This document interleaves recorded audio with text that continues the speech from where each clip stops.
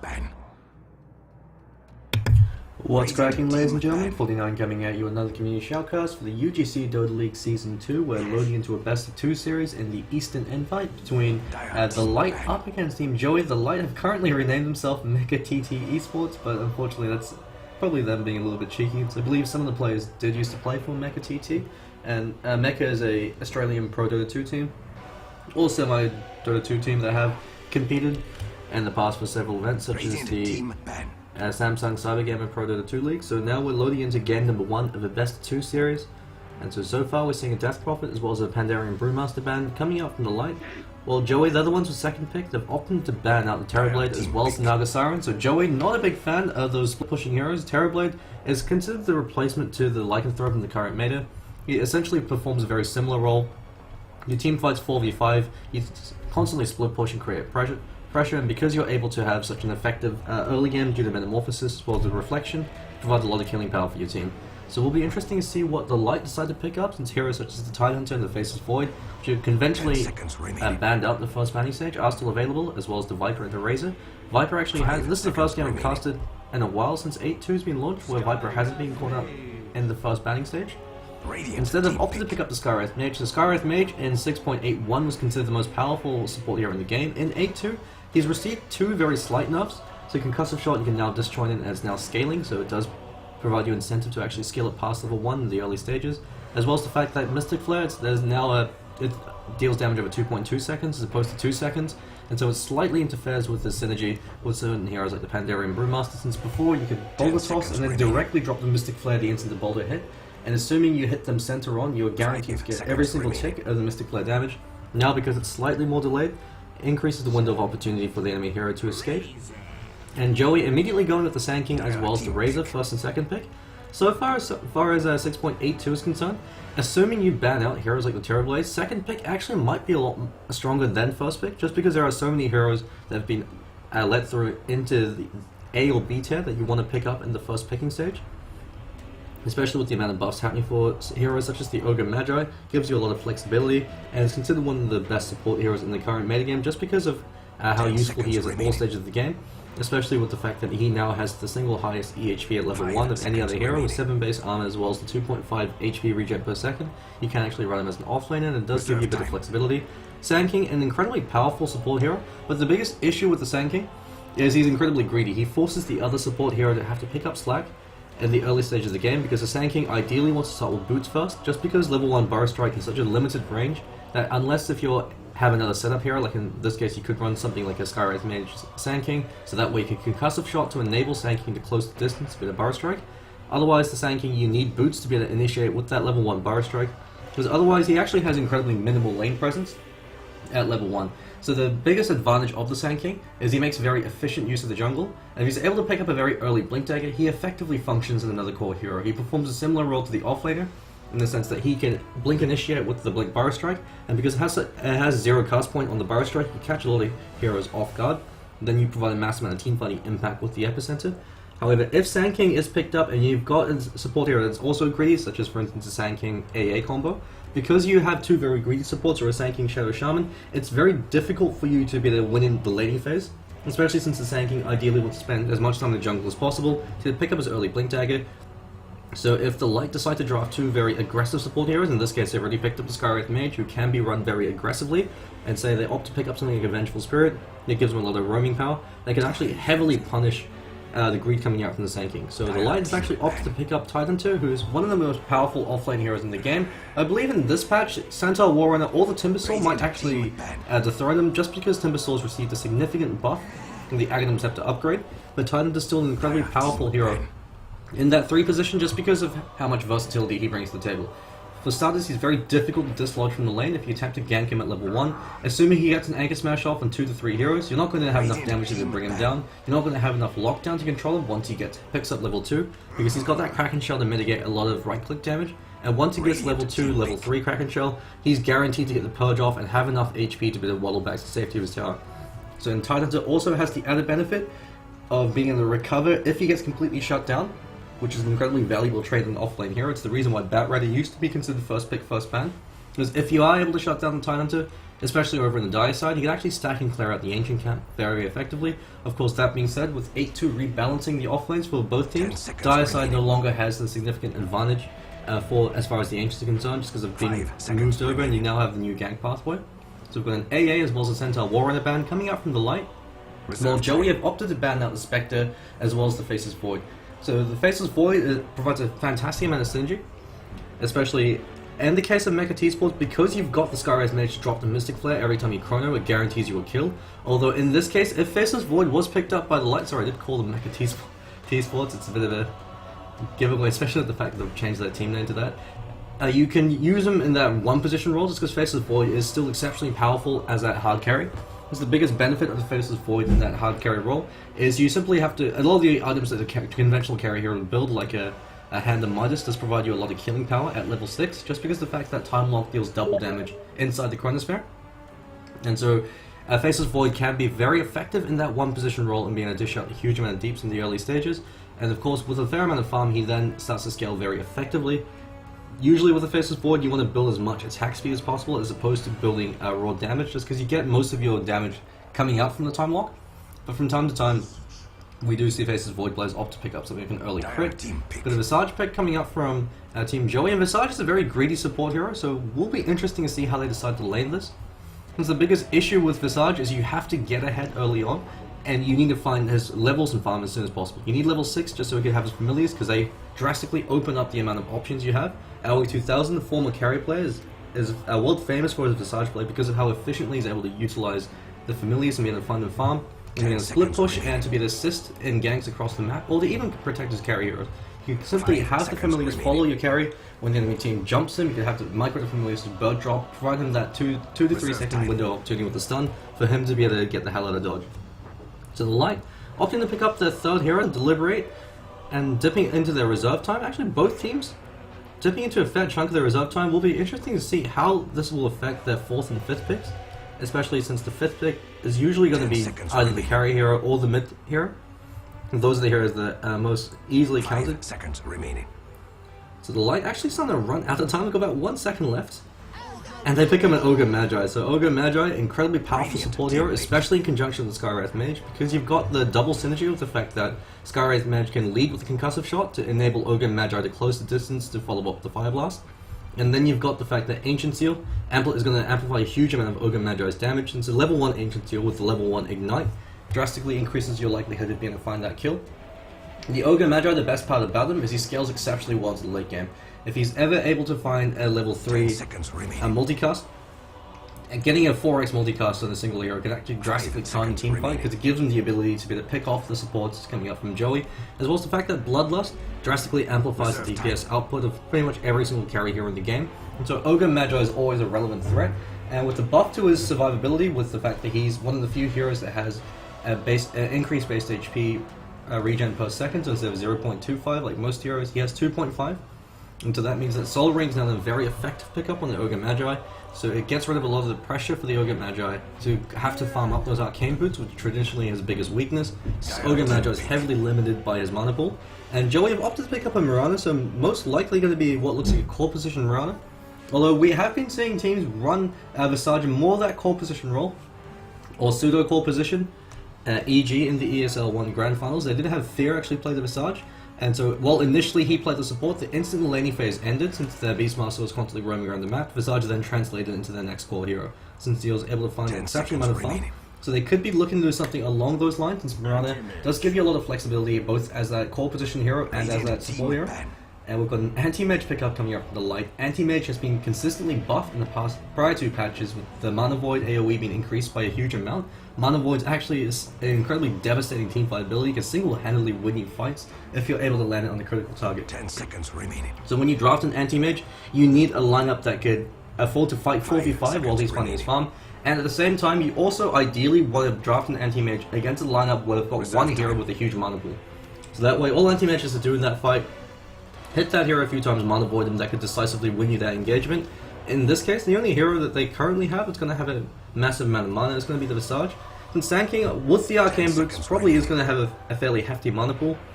But the disadvantage of the Anti-Mage going into the Sand King is he can reposition himself with the Burst Strike, he can Sandstorm to buy himself those brief seconds of invisibility, so it'll be difficult for the Anti-Mage to engage in the Sand King whereas the Visage, because he is such a squishy hero and has a fairly hefty mana pool. If you're able to pop him very quickly at the start of a fight, can decisively turn the tide, especially since you've also got the Talented to initiate or to counter-initiate.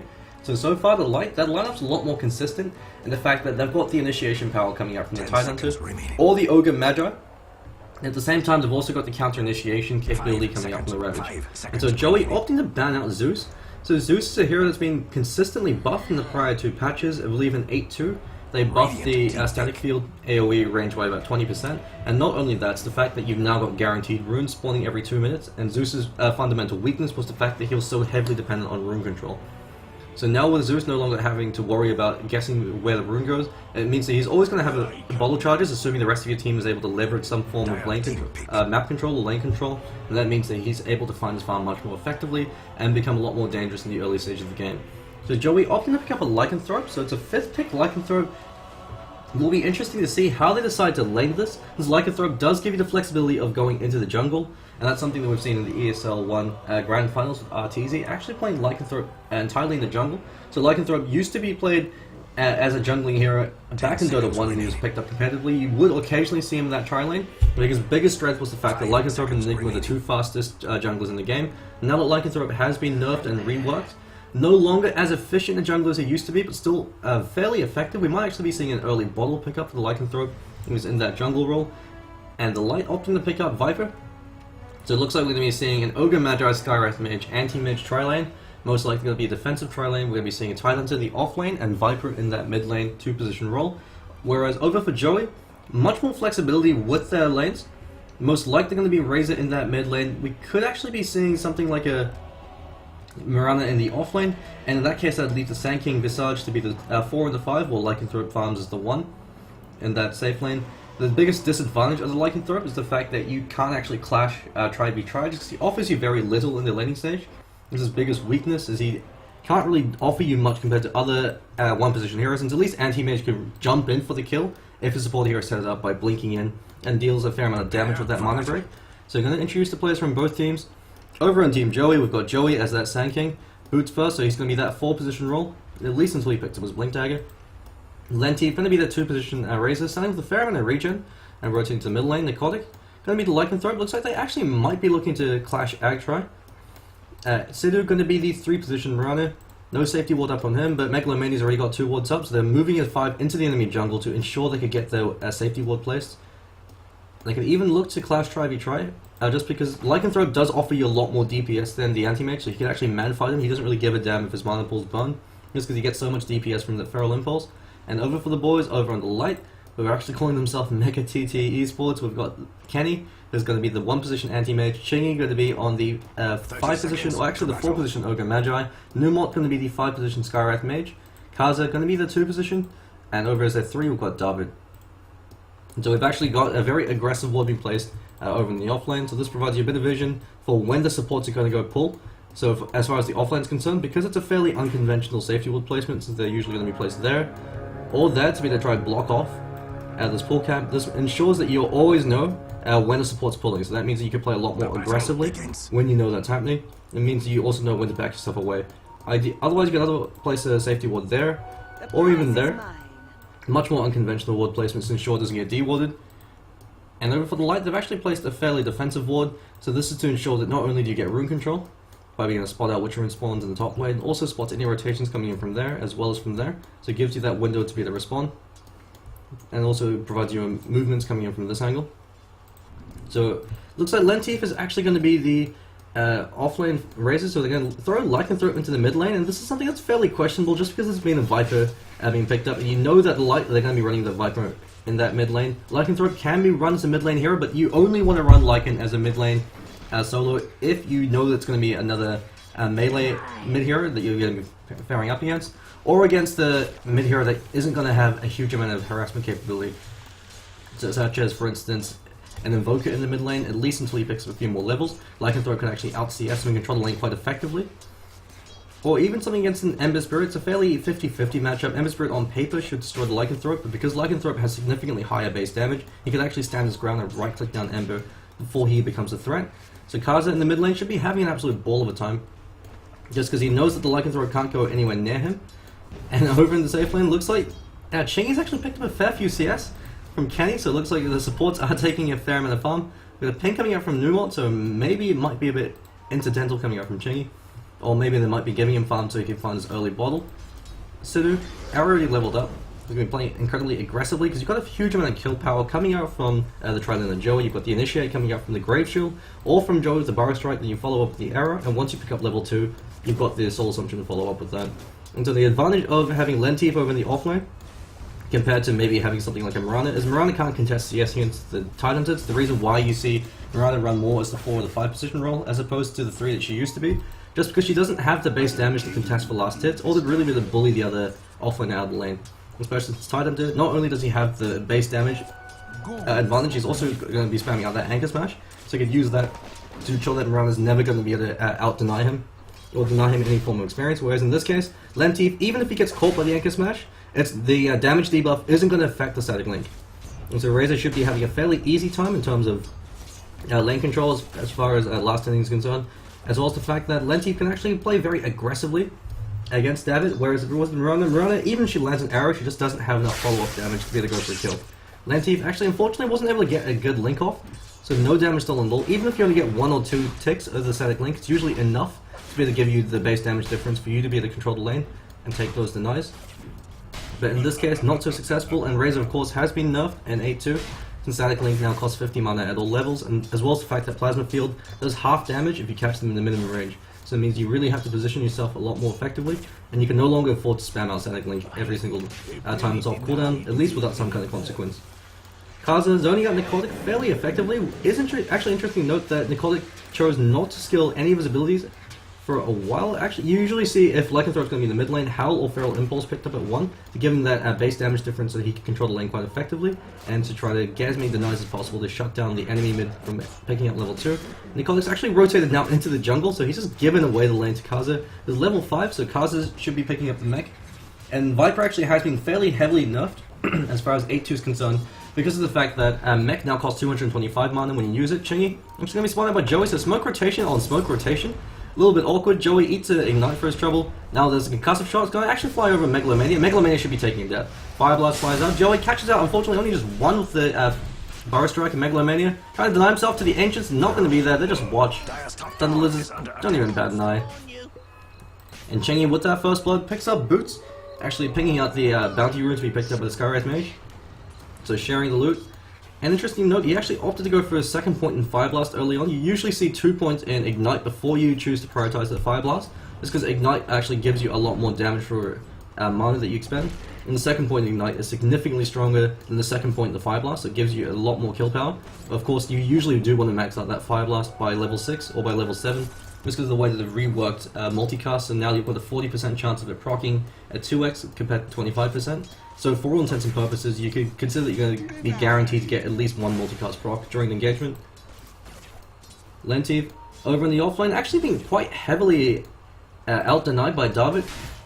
So 4 denies up on him, but 21 last hits, compared to only 11 on Lenteef.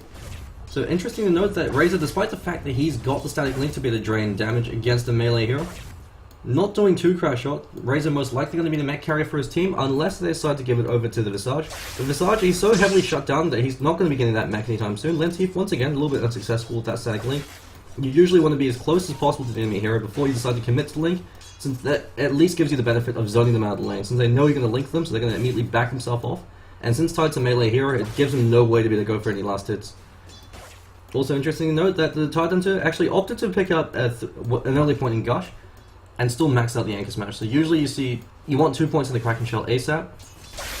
They'll provide you that 20 base damage reduction to 3-4 man shield, and then you want to opt to maybe pick a point in Gush at 5, you're playing a lot more aggressively. While I say that, Lenteef going a bit balls deep, he's got the Iron Storm, Visage follows up with the Soul Assumption, that leads from their first kill.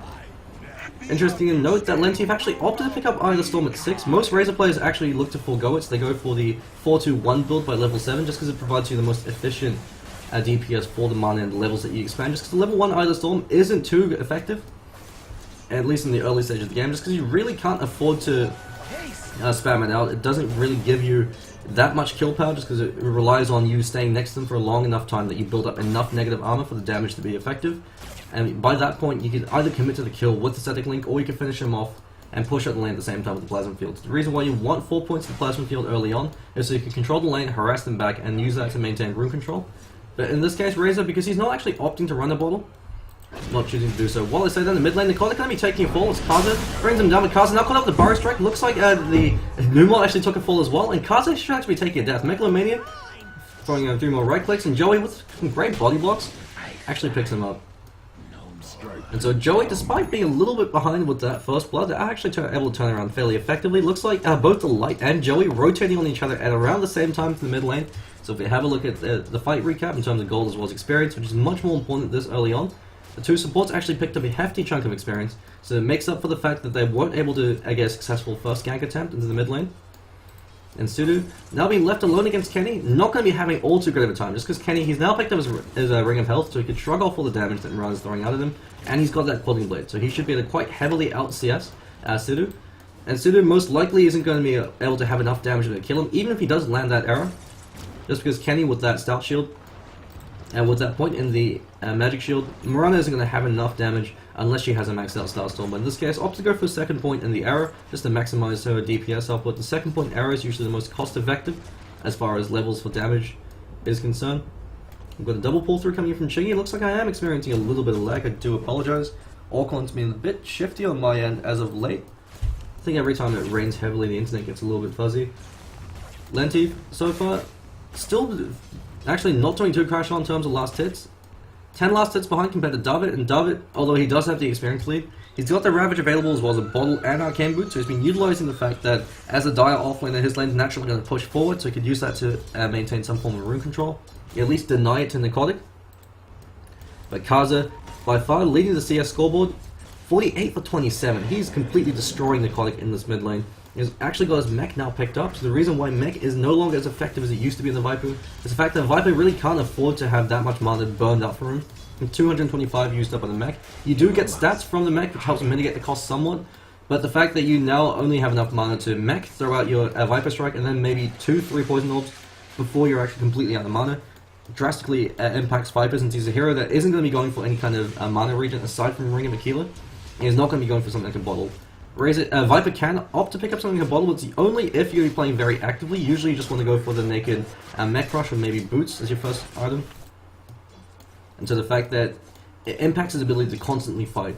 Similar to the sense that Centaur Warrunner, he was nerfed in 8.1, where Hoof Stomp with mana cost was increased to 130 at all levels. So while it didn't seem like a drastic change, it impacted his ability to constantly be fighting. Just because his mana pool was one of his biggest weaknesses and the best way to control him from being that runaway threat. So David actually drops his Arcane Boots before he bottle charges, so good efficiency play to make sure that he maximizes the usage of each bottle charge. He's now picked up that second point in the Kraken Shell, looking to play very aggressively against Lentif because he's got support rotating in with Numon, who actually picked up a kill while I wasn't looking. Numon, he's going for the very traditional build, shooting the max out the Arcane Orb. But one of the nice things about Lentif is because Skywrath Mage has so much single target damage with that Arcane Bolt, every time he casts it, he's going to be eating the poach. So when a few more points comes in, while I say that, Megalomania called him the Ancient Seal. Great 2-man bar strike coming in from Joey, who immediately pops himself in the Sandstorm. They are able to pick up one Megalomania Soul Stone, shooting down to the fist. But Joey's going to be very careful now. Static Link flies is going to catch out David, so David might be taking a fall, but while that happened, he actually was able to clean up Megalomania as well as Joey.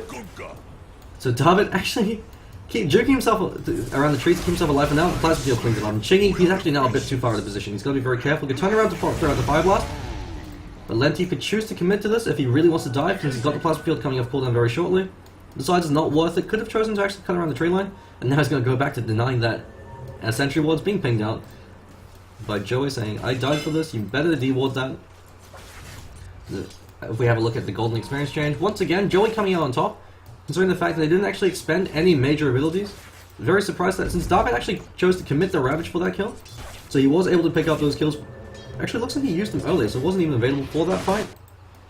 And while I say that, Sidhu playing very passively over in the top lane. Interesting to note that Mirana actually opted to pick up Treads. Usually you see Phase Boots picked up on the Mirana because it mitigates her biggest weakness, which is the low base damage. So Treads, they don't really offer her too much, since Mirana's not going to be that right-clicking threat until she picks up something like a Maelstrom. So usually the traditional build for Mirana in that core position role, something like phase drums into the Maelstrom. It gives you the most cost-effective build-up, and it means that you actually can deal a fair amount of damage. Just because Mirana, her biggest strength is how flexible she is and how nimble, so she's always able to get these right-clicks in. But while I say that, Joey, Arcane Bolt as well as the Fire Blast coming in from Chingy should be enough to be able to clean him up. And Megalomania comes and avenges the fallen comrade with the Soul Sips in the face, and now he's got his familiars, so he's on the hunt. If he could get some great StarCraft 2 micro over on Chingy, he could actually choose that into another kill. Bird drops, there's some first one. Second one actually drops as well. Lenti, he should be able to clean him up. Stop Plasma Field's going to throw it out now to provide some vision. One more right click, it's actually not going to be enough, Chingy. 8 base armor, literally taking no damage from Lenti, but there we go. One more right click comes in. Lenti forced to commit very far behind the enemy tattoo. But while they say that, Ravage actually flies, catches up Megalomania. Really being on the receiving end of David. So we have a look at the gold experience graph once again in terms of the changeover. Looks like Joey did come out ahead of that since David it was forced to commit a Ravage to be able to kill off their 4 position. Not the most effective trade because they're not able to take a tower from that. And while that's happening, Nicotic, we're talking about how he was shut down quite heavily early on, but now he's picked up a double damage rune. And the nice thing about Lycanthrope in the new patch, well, they said that Lentif actually ate a Viper Strike to the face. David spits in his face and got throughout the Yank Smash to beat him down. Lycanthrope actually has a massive amount of kill power. He actually pops his shapeshift, starts right-clicking Kenny, who blinks, but he can choose to commit to this since he's got 650 movement speed. He moves faster than the 522 that he used to have, although it does cost him the fact that he now at the 1.5 seconds where he has to transform. Kenny throws out a cheeky right-click on Nicotic, but Nicotic immediately starts slapping him. This is the power of the Lycanthrope compared to an Anti-Mage. Anti-Mage isn't really effective as a right-clicking threat until he picks up a fair amount of items. Lycanthrope, he's got damage built in from the Feral Impulse and from the Howl. It's like, I'm having a lot of lag issues over on my end, I do apologize. Hopefully it should alleviate itself fairly shortly. Nicotic with that double damage rune should be able to take down that Tower 1 tower. Looks like they are trading tower for tower. And that does give the Radiant side. They still have the fortification available, so they can choose to use the fortification and defend this. Looks like they're going to be doing so. Joey follows on with the Burrow Strike, catches up David. Lenti caught out with the Ancient Seal. Arcane Bolt also hits him. Then minus the Custom Shot, but David now revealing his Blink Dagger, blinks out defensively to keep himself alive. They are able to hold on to their Tower 1, although never mind, the Creep's able to take it. So the unsung heroes of the dire side. Creeps are actually able to take it out, and Numon, he actually leashed back the creep wave. Not too sure if that was intentional or not, but in doing so, you guarantee them being able to get that tower. So Megalomania now picks up the Medallion of Courage, and this is an absolutely phenomenal pickup on the Visage, because it drastically increases your DPS output from yourself as well as your familiars. So they do actually do a fair amount of right-clicking damage. While I say that, Chingy, going in deep against Sidhu, throws out the Ignite, so sharing the love and the Napalm. Kenny is going to be fairly close to his Battle Fury at the rate that he's farming, but he's been receiving a lot of pressure because of taking away his safe lane tower. He's now very exposed. Since this lane's going to push out, so that means that this entire area of the map is now completely exposed for him. He doesn't have a tower to hide behind. So unless the creep wave is around here, he's not going to be safe, especially since there's no wards available. Looks like Numon actually was able to find another kill, but while they say that, Kaz actually ate an arrow to the face like it was candy. Medallion Courage now being used. Nicotic, leading the charge, Soul Assumption flies out.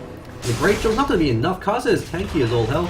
Numon unfortunately takes the fall, but looks like David's able to find another one. He actually catches out 2 with the Ravage. Nicotic called out with a 2x multicast, and Chingy just smacks him down. Joey, no mana available. He had the Burrow Strike, but just came off cooldown as he died, so Kaza picks up a double kill. This is the reason why Viper is such a powerful hero. It was the fact that he's so difficult to deal with. In terms of analogy, he's like a brick that you throw through the enemy team's glass window. He's very slow, you can't really deal with him, you're forced to react to the Viper. If you focus the Viper, it's what he wants. He builds a mech, and he's maxed out Corrosive Skin, so you're not going to be able to kill him in time for his team to really respond. And when the rest of his team responds, you're then put in a sticky position. If you choose to focus the Viper, even if you do kill him, you've invested so many resources to bring him down that the rest of his team's able to clean you up. Otherwise, if you choose to ignore the Viper, in this case, because he's got 4 points in the Poison Orb, he runs down the rest of your team. You can't run away from the Viper as long as he's able to get at least one hit in. So it makes it very difficult for Joey to be able to trade effectively, especially since Viper's hit his Power Strike. And so Viper now picking up the Ring of Aquila, most likely going to be going for the Aghanim Scepter just because it drastically increases his engagement range and still makes him a very relevant threat while increasing his survivability. But we have seen Vipers from time to time opt for either something like a Harder Tarask first or a BKB if they want to fight a lot earlier on. Kenny actually being stuck in by the Wolves, takes a few right clicks and then backs himself off. He's actually got his battlefield completed in about 100 gold. So that's 2 more last hits, unless they're able to kill him. Anti-Mage, because he hasn't taken a single death compared to Lenti, much more farm available for him. And once the Battle Fury comes online, Anti-Mage just hit the point where he's going to start to run away. So you want to shut down Anti-Mage, similar to a Tinker in at least an 8-1. You want to shut him down before he gets his first core item. In the case of Anti-Mage, it's going to be that Battle Fury. And so he's got a 16-minute Battle Fury online, so fairly average timing. I believe Black usually picks around the 13-14 minute mark. Of course, he's a world-class player. So 16 minutes isn't too shabby, especially considering the fact that he's actually lost his safe lane tower. So if you have a quick look at the golden experience graph, about 6,000 experience in favor of the light. As far as gold, 6,000 as well. A fairly significant lead, especially 16 minutes into the game, but definitely not an insurmountable goal. Joey definitely can recover if they're able to win one decisive team fight. They should be able to recover in terms of experience and gold, especially with the way that the new comeback mechanic works for Dota 2 as far as bounty is concerned for ending sprees, since it's now calculated off the ratio of the disparity between two teams' net worth as well as total experience. And so every single trade that Joey takes against the light is going to be much more favorable for them, so long as they don't lose a core position hero. Nicotic looks like he actually is going for a Cranium Bastion, and so a lot of the ways that teams have approached the light threat change is playing him more as a traditional right-clicking carry as opposed to a split pusher. Since now Shapeshift gives you 650 movement speed and has a 1.5 second transformation time, going for something like a Basher means that you get up in people's face, they can't run away from you, you bash them down, and you deal so much damage from the Feral Impulse and from the Hell that you're able to just run through targets and cut them down the mid-stage of the game where you hit your power spike. Compared to a carry hero like the Anti-Mage that isn't going to hit his power spike for another 5 to 10 minutes. Kenny, being very cheeky, wanted to go for that tower, actually might have driven it into deny range, never mind, just shy, but while I say that, the mid lane Megalomania once again being cleaned up by David.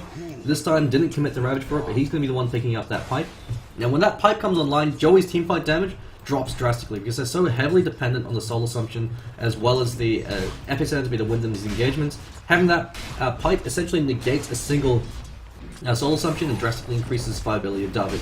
Once he gets it, they're not going to have enough damage to bring David down without investing a huge amount of resources. In that case, Kaza runs over you.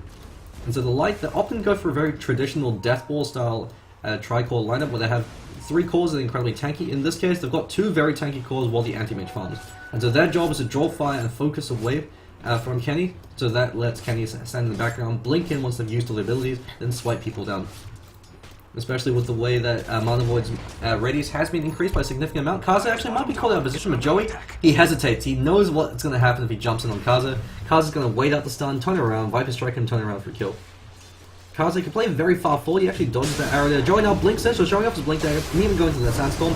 Joey then called in the Mystic Flare, whilst the Arcane Ball and the Ancient Seal. Kaza, Medallion Encouragement might be enough damage to bring down the raid boss. Soul Assumption is able to bring him down. David comes in, throws out the Ravage, call out Megalomania, but now he's too far forward.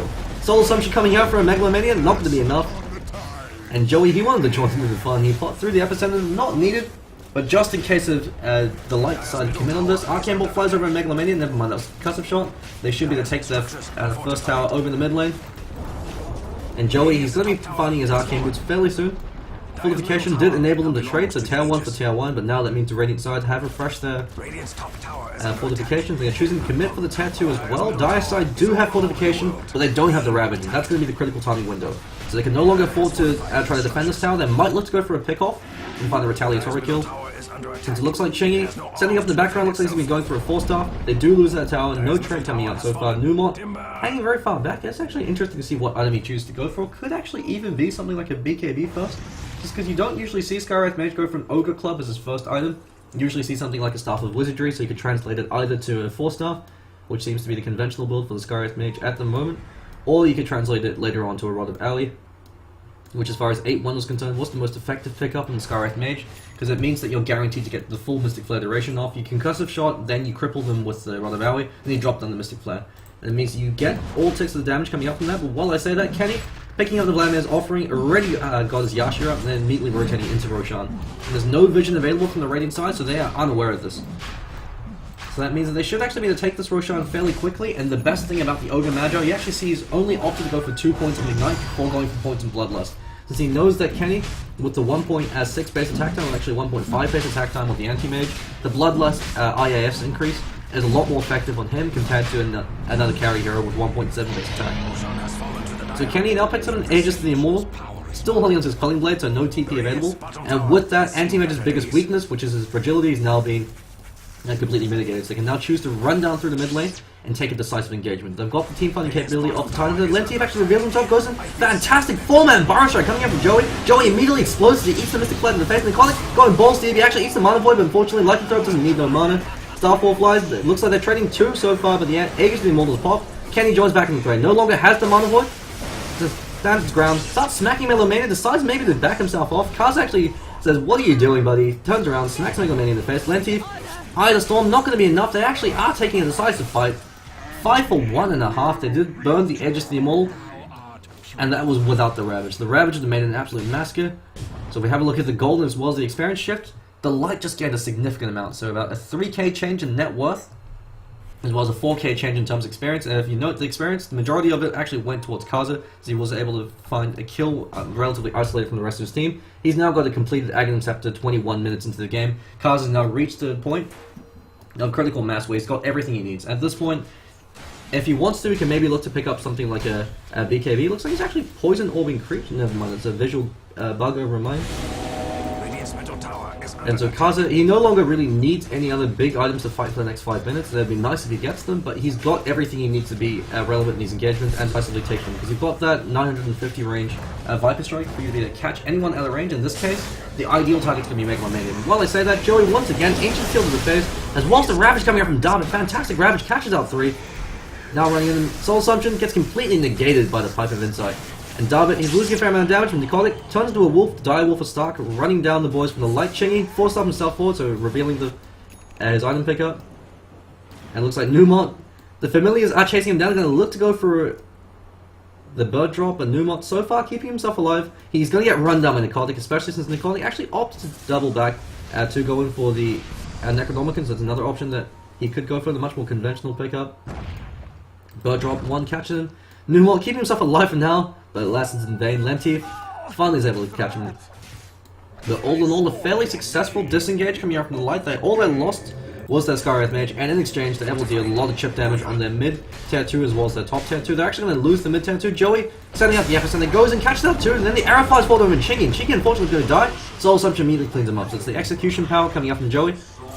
Kaza backing himself up, and while I say that, Necrotic goes toe-to-toe against Kenny, and Kenny just smacks him down. Looks like the Mana Void was committed.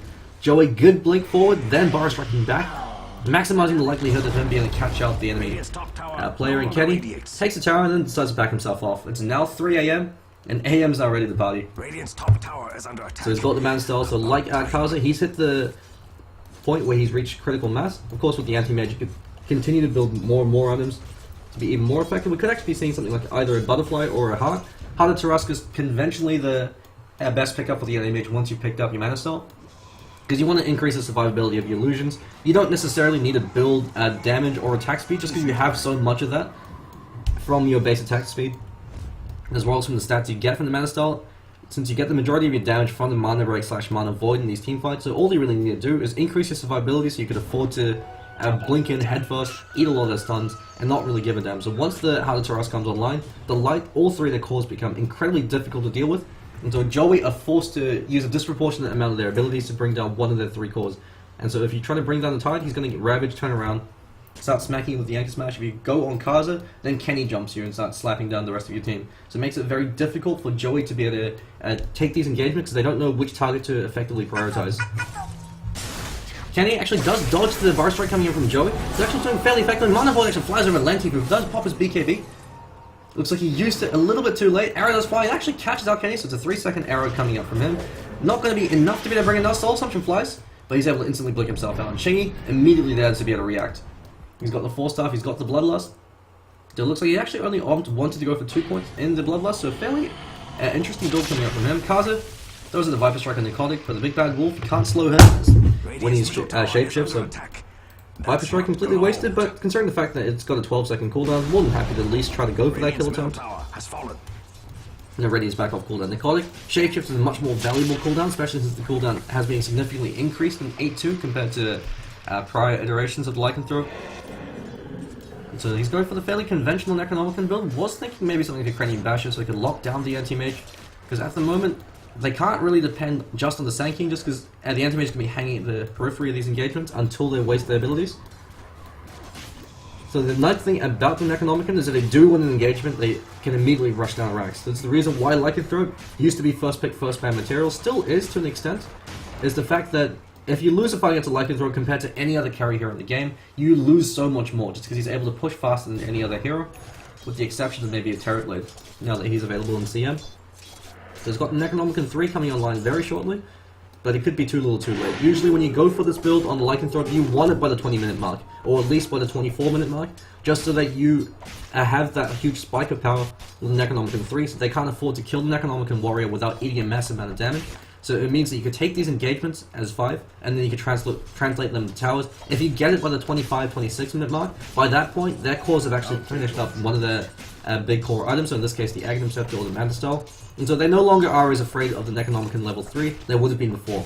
Lycanthrope, similar to something like a Templar Assassin, the reason why he's so effective is because he has such a massive power spike, and he comes online a lot faster than conventional carries.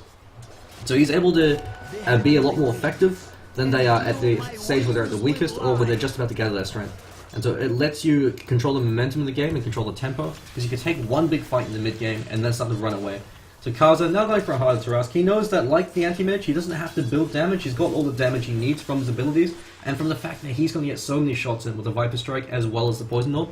So all he really has to prioritize now is survivability. If you can't kill the Viper, Viper sure as hell can kill you. He's got all the damage he needs from the Nether Toxin, as well as the fact that Viper's one of those heroes that has amazing time on target. So time on target effectively means how many seconds you're beating on the target. So because Viper has every single one of his abilities apart from the Nether Toxin snares, and because he's got that 950 Viper Strike, he's always going to be hitting you. So even if he's not doing as much damage as say the Lycanthrope, because he's getting more hits than the Lycanthrope, who has to physically run himself forward, smack them, and then keep animation counting to stay on top of them, Viper is going to deal a lot more DPS overall. It's the reason why Viper is so effective is he can jump on the backline hero with the Aghanim Scepter upgrade. If he catches out Megalomania with the Viper Strike, Megalomania is completely screwed. There's nothing he could do to reposition himself, since there's no 4-staffs available on Team Joey. And Megalomania is slow enough as it is. David actually blitzes himself very far forward, gets caught out. The Burrow Strike coming in from Joey. They're committing a lot for this. Arrow unfortunately whips, and David pops the pipe of insight, backs himself off. Lenti pops his BKB reactively to prevent the Rage from flying. He's actually able to defend the kill, and Numont now backing himself off. He can one right click, makes it lose about a fourth of his life packs. Kaza turns around the Viper Strike. Joey prepping for the epic, blinks forward, and a great 4-staff coming out from Chingy actually saves Kaza's life as it whips the Burrow Strike, although Kaza still might be taking a fall. Familiar drops, a double Familiar drop that was available. So they are actually able to clean up 2 of the 3 cores, but while that happens, Kenny in the mid lane, Anti-Mage doing what he does best. Pops and pingers, splits into 3. He's actually went for the butterfly, and so the rationale behind this is it does drastically increase your split pushing capability, as well as the fact that you can now actually activate butterfly to give yourself that 20% movement speed.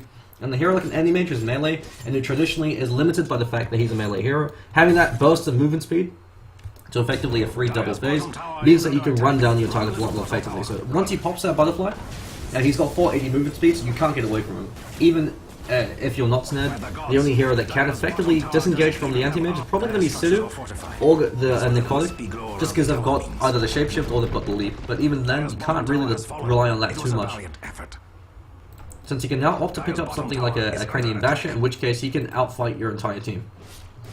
So Kenny, he's going to be almost impossible to deal with. He's going to constantly apply pressure to a lane.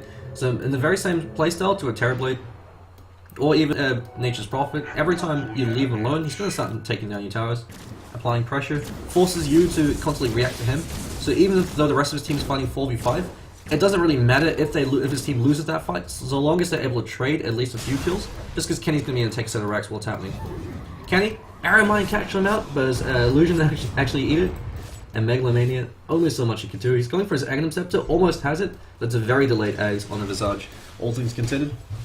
Looks like the Light are continuing to farm. They know that if the game goes late, they've got the upper hand, just because their lineup scales a lot better. Since Chingy is going to outscale the Visage, especially with the sheer amount of farm he has. Looks like he's actually going to be the one going for something like a Crimson's Guard, since he has that buckler available. Visage, usually he's much better in that late game compared to a lot of other supports, but in this case, because he hasn't been on the final farm, and because he's dying in these engagements, he's going to be fairly ineffective. The biggest strength of Visage is you can always be farming, always be split pushing with the familiars. But in this case, the way Megalomania's been playing his Visage, he's constantly keeping his familiars around his team, just because they know that they can't afford to lose another engagement. So they can't really play it greedy. Although while I talk about them not being greedy, Sidhu actually has a Hand of Midas, as well as a Maelstrom. So he's doing everything he can to try to ensure that he can translate into a late game core. So in this case, it's going to be a Recovery Midas.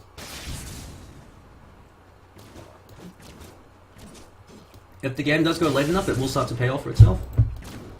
But of course, the Light, they're not really going to mess around. They've got everything they need to try to end the game now. And while I say that, Lycanthrope Wolf, just on Kenny. Kenny with that Bloodlust, 2.3 attacks a second is absolutely phenomenal. He's going to run through that tower like a threshing machine.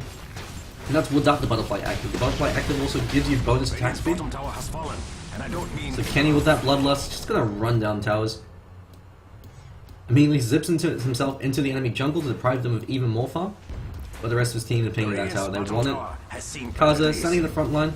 That Vitality booster as well as the mech and the Acceptor. The Plasma Field just tickles him. He casually throws out a Viper Strike just because he can. Do some chip damage over Lenti. David, he can play very far forward just because he knows that they aren't going to be able to kill him or control him in time for him to get that Ravage off. Joey, they don't have anything like a Static Storm from the Disruptor. They don't have a Chronosphere to be able to ensure they could lock down Tyrande and kill him before he gets that Ravage off. And because of that, and because the Light know this, they could afford to play very YOLO with David. So he could be very far forward, right next to Kaza for all they care. And they know that they're never going to be able to lock him down in time.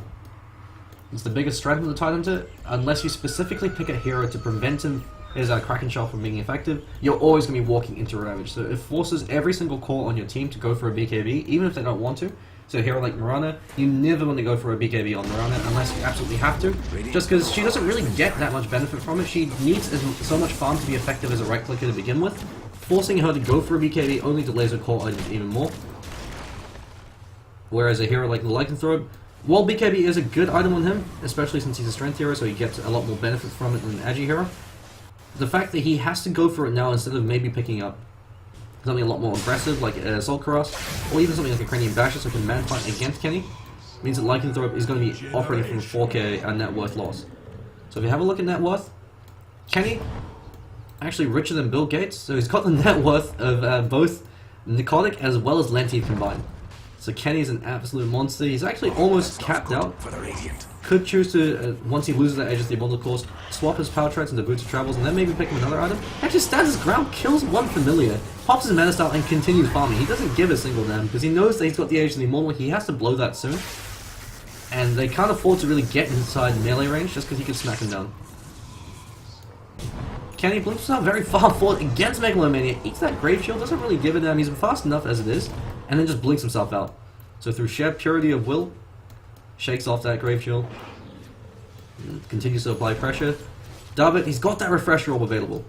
And so he's level 3, so the drawback of this build is it means that it turns him into a one-trick pony, or I guess two-trick, since all he can do now is blink, Ravage, Refresh, then Ravage again. He'll just barely have enough mana to do that. So it means he's not going to have the anti-smack or the gush to follow up, or even be able to pop the pipe. But of course, the nice thing about it is if you get a great double Ravage on 3-4 heroes, that effectively wins you the game.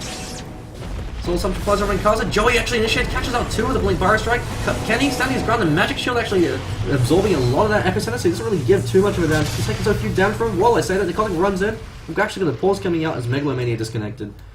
So worst possible time to disconnect. It's nice to know I'm not the only one suffering from ping issues. But as far as this fight's concerned, things are looking grim from Joey. Nicotic actually backing himself off. He's got the Static Storm buff up on him, which is the nice thing about the Mirana going for an early Molnir. But of course the drawback is because it's against an anti-mage, the lightning proc coming out from it isn't going to be all too effective.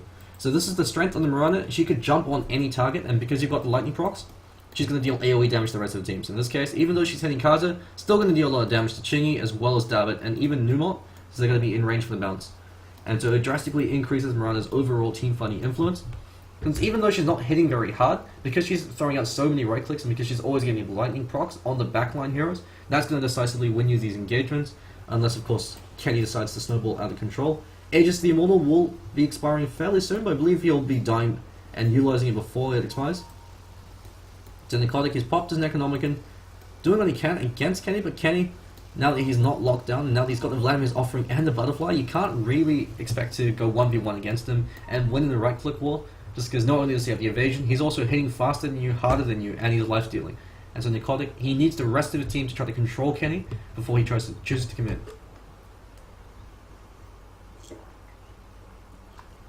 Just taking a quick drink of water while we are paused. I'm going to take a quickie peek over at the Golden Experience graph. So 15,000 experience in favor of the Light, and about 15,000 gold lead in favor of them as well. For those of you just joining us, The Light over on the Dark side actually have chosen to name themselves Mecha TT. I believe Kaza actually used to be a member of Mecha TT, which is an Australian pro or semi-pro team.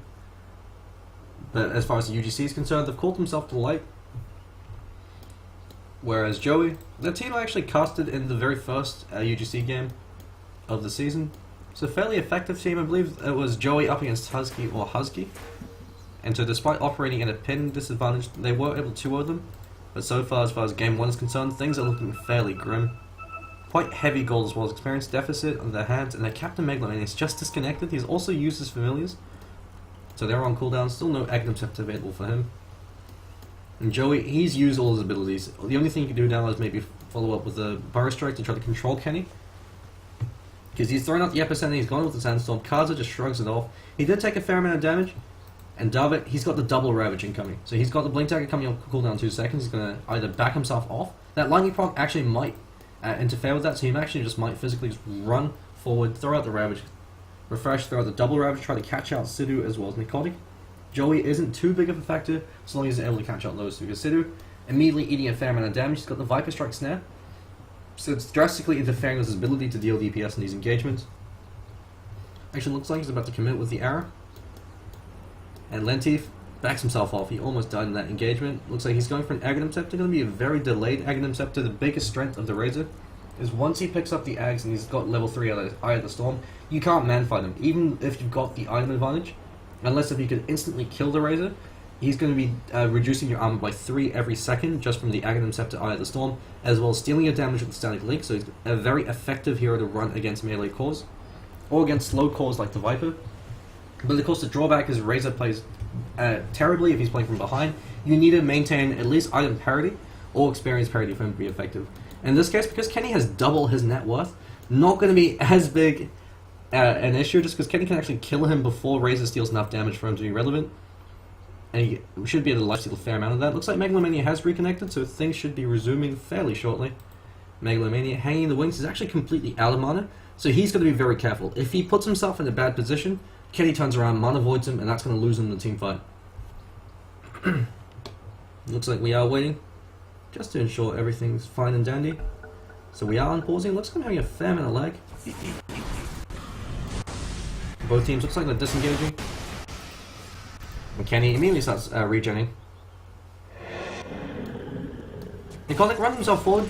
Shapeshift is going to be wearing off fairly shortly. He actually eats a Fire Blast for his troubles. Radiant structures And Kenny starts slicing down melee racks. So just by killing off the creep wave, he immediately regens a fair amount of life point. Well, while that happens, he did eat that 5-second arrow. First Ravage flies from David, second Ravage is going to be flying forward as well. Catches out Sid, it actually pops him. Nicotic as well as Megalomania get killed off by that.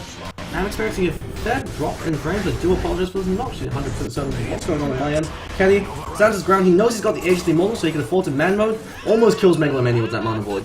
And now he's coming back into the fray. And Joey, they have got no way to effectively control him. Nicotic no longer has the shapeshift. Kenny immediately blinks forward over Lentif. Lentif does stand up with the concussive shot. Chingy running himself forward. He's committing for this. He wants to do it just because he's got the base armor and they can afford to eat these shots. Nicotic shapeshifting again. Might actually die to the poison damage. And Kenny just blinks forward and cuts him down. So it looks like game number 1 might actually be going in favor of the Light. They should actually be able to take a second set of racks and GG's been called. So they've had enough. Well played, well played. So Kenny, richer than Bill Gates, really should be funding the IMF at this rate, the amount of gold he has. 35 minutes into the game, the Light able to take a very decisive game against Joey. It looks like this game really did boil down to the fact that they opted to send Lycanthrope into the mid lane instead of the Razor. They really couldn't have afforded to have the Lycanthrope shut down so heavily since Kaza, he was able to carry them through the mid game.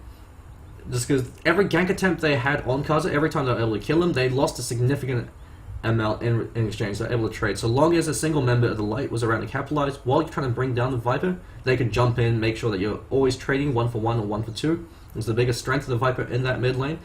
So knowing that the Lycanthrope was picked up, they opted to pick up Viper. With Lycanthrope would have been much more effective as a tri-lane carry in this case, but of course the drawback of it is the fact that they had the Mirana to work around. So the fact that they opted to pick up Mirana when they had the Stanking and the Visage really did throw their lanes into disarray. They couldn't afford to go for Mirana in that offlane position, because if she was against either the anti-mage or the Titlander, she's going to be having a difficult time in finding her CS. And so the fact that Joey chose that hand too early, usually if you're going for a Mirana, you want to run her in that 4 position role. in conjunction with another hero like a Bane Elemental or a Shadow Demon. In this case, because they chose to run out as a offlane or pseudo offlane hero, very difficult for them to recover. So Lentif, even though he did okay in terms of his team fight contribution, he actually did lose out in the last City War against David in that offlane, so they really needed to pick up a much more reliable offlane hero. So they actually could have opted to pick up something like a Timbersaw. Timbersaw against Tidehunter does very well, since Tidehunter actually eats a huge amount of damage from the Whirling Death, so you rely on Whirling Death the last hit. And once you pick up level 6, Tidehunter can no longer be left alone. But that's going to be it for game number 1. We're going to be taking a quick break, and we'll be right back for game number 2. Stay tuned.